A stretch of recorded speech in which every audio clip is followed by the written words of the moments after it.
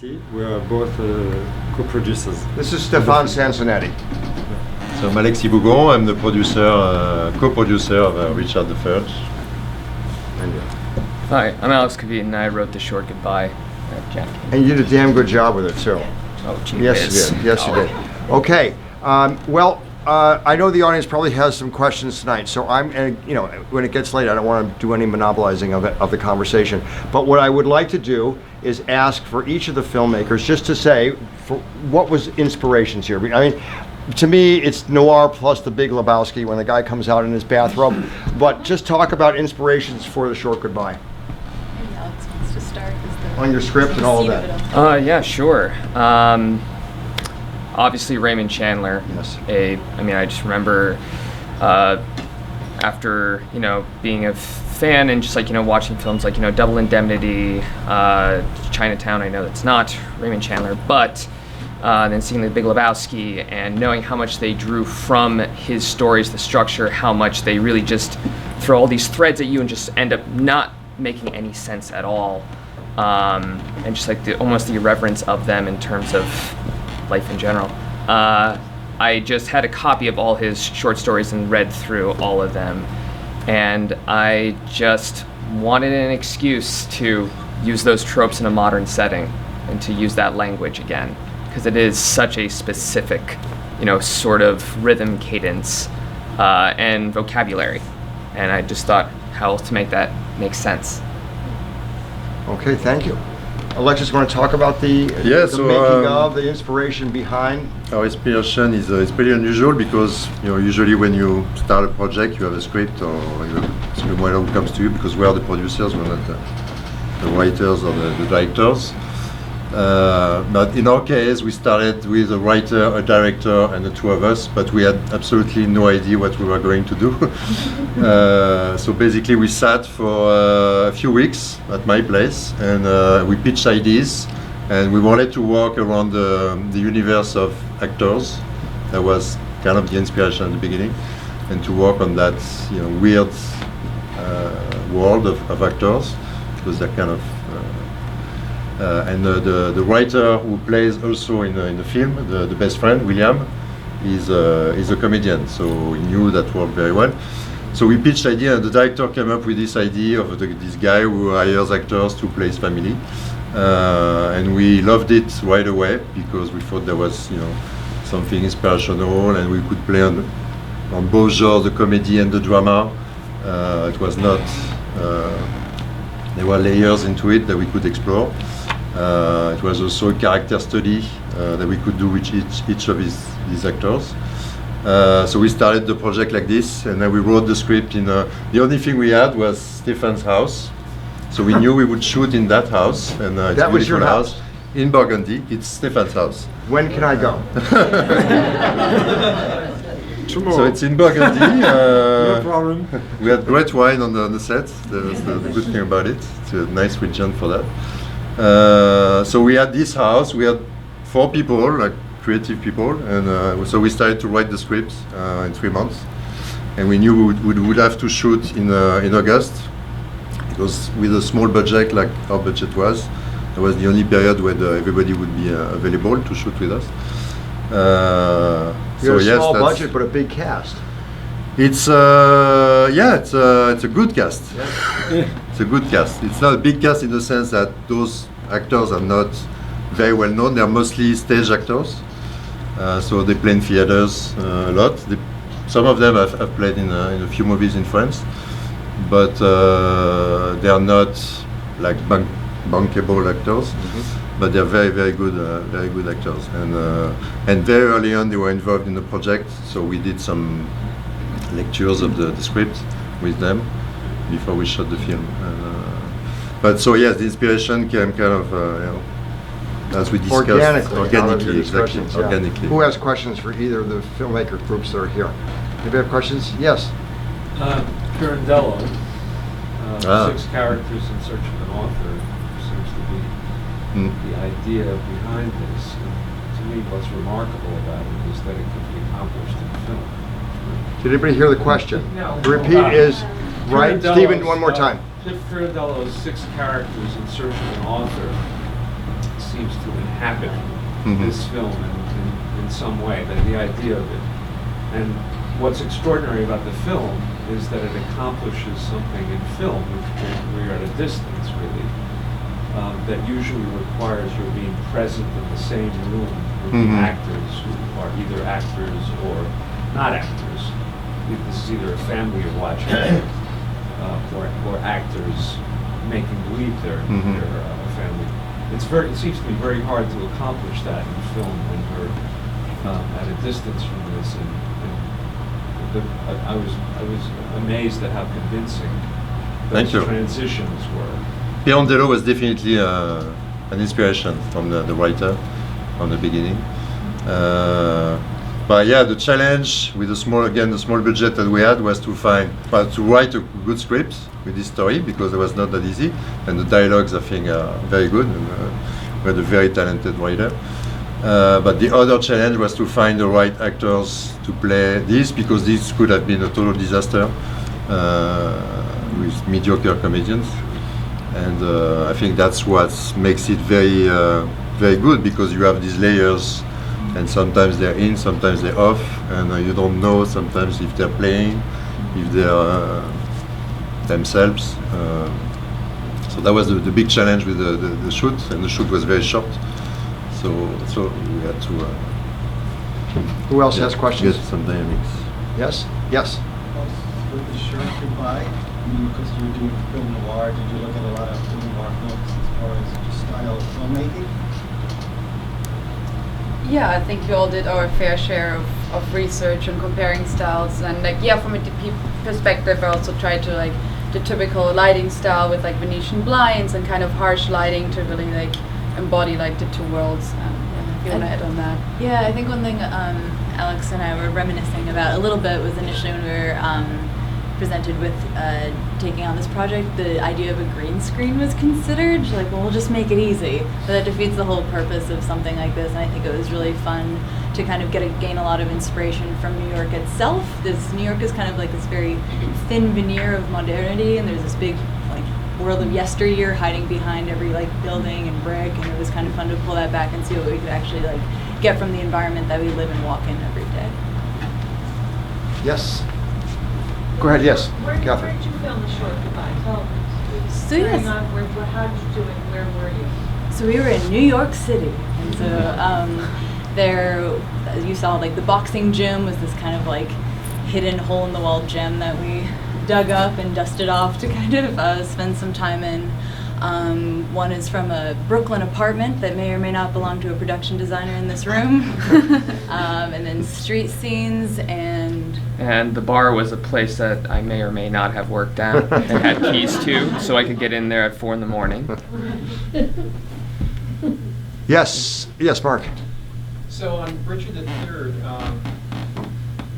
how did you get the idea? This is a two-part question. How did you get the idea for this screenplay, the story of this film? And the second part of the question is, are there any particular films or directors that kind of directly inspired this? Did everybody hear the question? Yes, go ahead then. Okay. Do you want to To be frank, at the beginning we had another story, but it was too heavy, too much different backgrounds, etc. So at one moment we said it's impossible to shoot it because we did it with our money. Our pockets are not so big, and so we returned to discuss all together and to find the idea. But we had as well the idea to use the space, the house, to be sure that we will be able to shoot it. So that's why the writer used all the space, the characters, the actors, etc. So you talk about organic, development. This is the way we used. So finally, at the beginning, it was the idea of the constellation familiale. family constellations. Yeah, something like that. But it was just to start to imagine the story, and then the writer, in about 1 or 2 months, he succeed to write very fast, and then we correct, we talk, etc. But the idea came originally from the mind of the director, because basically we sat together, all 4 of us, every Tuesday morning in my house, and we brainstormed some ideas, and at some point the director Eric got this idea because he had some experience, a lot of experiences with actors in the past, and he wanted to tell that story. I was intrigued because there was a New Yorker story a year or 2 ago about a real life thing in Japan where people do hire. Yes. I don't know if you saw that story. Yeah, we a mother or a father, and they play them over a long time period. I was just wondering if that. Yeah, we knew that in Japan that kind of things where they hire actors to play the people who died in their family, the past. Yeah. We knew about that. Yeah. So that was part of the inspiration, and the family constellations as well were an inspiration. And in terms of directors, I'm not sure we had really directors. Maybe Woody Allen would have been a good inspiration in terms of the type of cinema. Woody Allen. No. It's better than that. Thank you. You're saying it's better than bananas? Better than Wow. bananas. Who else has questions? We will repeat it to the Well, artist. One thing I'd like to say about The Short Goodbye, wait, I'll just make one comment, which is that the cuts between the black and white noir scenes and the current are so deft, they're so great, that you're taken from what you accomplish in the noir scenes is sort of this very stylized, beautifully stylized stuff, and then you cut to the prosaic, which is like, hey, you're out, it's very, very well done. So you put a lot of interest into the recreations, and then when you cut back to sort of ordinary life, the guy's a schlep. So he sort of is what he is. I think the way you did that was really good. It made for 2 films in a way, and in a very compact space. So I applaud you for that. Who else has questions? Yes, Catherine. Avez-vous pensé déjà comment vous pouvez traduire la film le français en anglais? Parce que To make To dub, for a remake, you mean? Très différent. For a What I remake? just said was, have you thought about how you could translate from the French to the English and catch the same kind of nuance? I tried to say that. In a subtitle for the You mean with the subtitles? Or With this, no, just from one audience, Ah. from the difference. for the future, for how, Right, for the yeah. future. not But really, it's no. Really, it's very, very well done. Well, we, thanks to my wife, we worked on the subtitles, so the translation in English of the film together, and I hope that was the subtleties of the dialogues was quite difficult to translate. Yeah, to be honest. So I hope we managed to do it.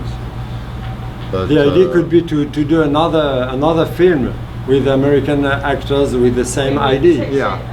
Yeah. I was trying to say that. Yes. Mauvais français, but exactly. No, Yeah. that's A definitely. kind of, You had to do it in English. Yeah. Okay. It would be in Stick with Vermont. what you know best. In your house. That's time. Yes, Joan. We'll take one more question. Go ahead, Joan. For each of you, I was just wondering what the biggest barrier that you had in making the film and how you overcame it. Well, I mean, it's gonna sound cocky to say that, but everything went. It's my first feature as a producer, because I had another life before, and I've been a producer for only 2 years now. So I produced some short films and this one so far. So I don't have that big experience in producing, but honestly, everything went like a dream. It's I mean, the shooting, the weather was amazing, so we didn't have any weather conditions, which is one of the big problems, usually when you shoot with a small budget. We didn't have any diva on the sets with the actors. The post-production went very well. At some point, I mean, probably the biggest problem we had at some point was to manage the ego between the writer and the director. Always. Because the director had the original idea, the writer was not used to write to work with other people. Usually he writes on his own, so we had to force him a little bit to write with us. I mean, to be a more, in sharing writing capability. So that was the thing we had to manage at some point, especially because the writer was also playing in the film.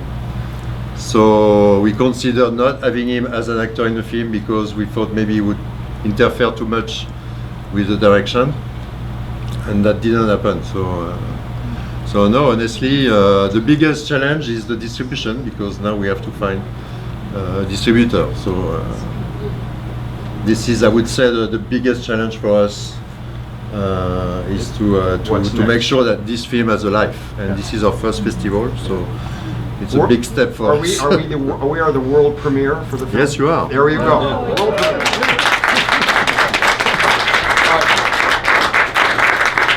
You guys want to take a shot at the same question? What were your obstacles? We can all take some shots. Something that Janne had re-brought to my attention at a screening that we had was that all of our actors were making a leap from theater to film for the very first time, and there were some initial hurdles in how that would translate, but I think kind of like the nature of the noir archetype and having these almost like caricature like people on screen made that jump a little easier, but people hadn't done multiple takes before, or kind of like sort of playing up here and bringing it down a little bit for film. So there's some kind of initial challenges with like directing or making sure that that transition went as smoothly as possible and people felt comfortable on camera and like they weren't playing to an audience for the first time. But noir allowed people to kind of live in this nice gray, no pun intended, area between those two worlds. Well, this is again the essence of the Middlebury New Filmmakers Festival, I have to say. Let's give all these folks another round of applause.